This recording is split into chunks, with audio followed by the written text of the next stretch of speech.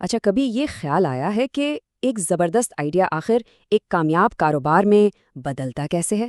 اس کے پیچھے نہ کوئی جادو نہیں، بلکہ ایک ٹھوس سوچا سمجھا بزنس پلان ہوتا ہے، بالکل ایک نقشے کی طرح۔ تو آج ہم اسی نقشے کو کھول کر دیکھنے والے ہیں اور سمجھیں گے کہ کیسے ایک خیال حقیقت کا روپ دھارتا ہے۔ تو سب سے بڑا سوال یہی ہے، ایک اچھے خیال کو ایک بہترین بزنس کیسے بنایا جائے؟ یہ وہ سوال ہے جس کا جواب ہر نیا انٹرپرینر ڈھونڈ رہا ہوتا ہے۔ اور جواب ہے ایک زبردست پلان کے ساتھ۔ آج ہم ایک ایسی چیز کا پلان دیکھنے جا رہے ہیں جو سب کو پسند ہے، یعنی ایک بالکل نئی چاکلیٹ بار۔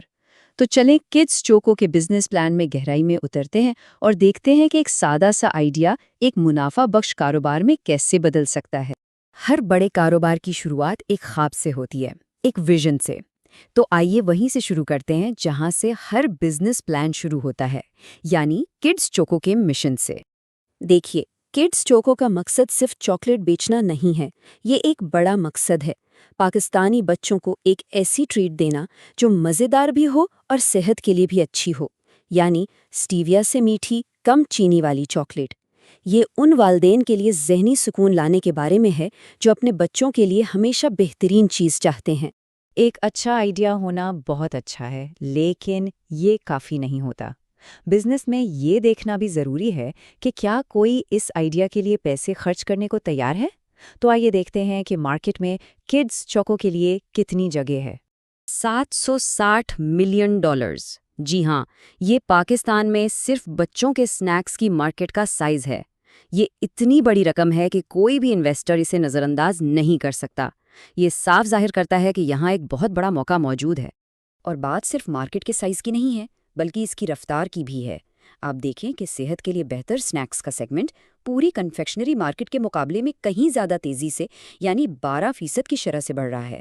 اس کا مطلب صاف ہے، لوگ اب صحت کے بارے میں زیادہ سوچ رہے ہیں اور اپنے بچوں کے لیے بہتر آپشنز چاہتے ہیں۔ اور یہ کوئی ہوا میں کی گئی بات نہیں ہے۔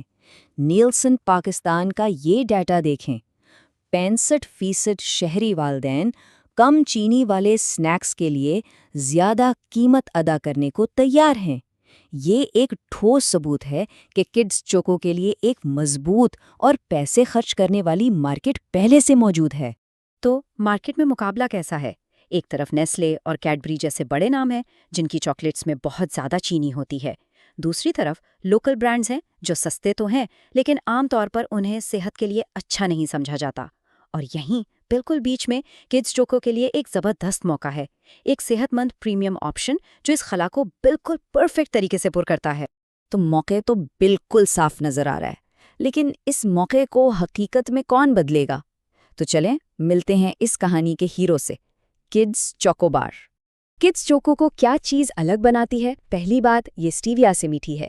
اس میں کوئی مصنوعی رنگ نہیں ہے۔ اس کی پیکیجنگ ماحول دوست ہے اور بچوں کے لیے اس پر ایک گیم کا QR کوڈ بھی ہے، یعنی یہ بچوں کے لیے تفریح اور والدین کے لیے اطمینان دونوں کا خیال رکھتی ہے۔ شیریں ہے، صحت مند ہے، اب بچوں کے لیے۔ واہ، یہ ٹیگ لائن کتنی زبردست ہے! یہ صرف چند الفاظ میں برانڈ کی پوری کہانی بتا دیتی ہے۔ یہ لذت اور صحت کا ایک بہترین امتزاج پیش کرتی ہے۔ ٹھیک ہے، تو ہمارے پاس ایک مشن ہے، ایک مارکیٹ ہے اور ایک پروڈکٹ بھی ہے۔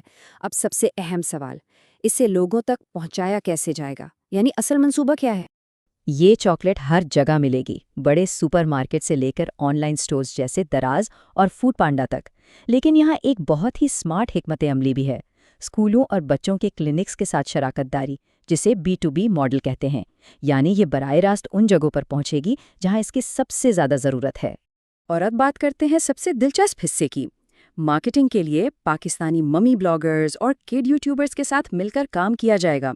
اسکولوں اور عید بازاروں میں مفت سیمپلز دیے جائیں گے اور ٹک ٹاک اور انسٹاگرام پر مزے کے چیلنجز شروع کیے جائیں گے۔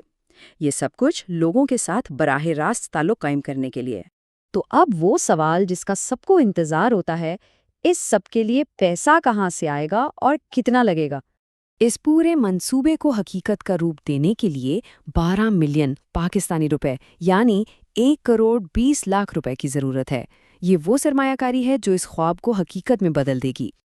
اور یہ رقم کہاں خرچ ہوگی؟ یہ بھی پلان میں بالکل واضح ہے۔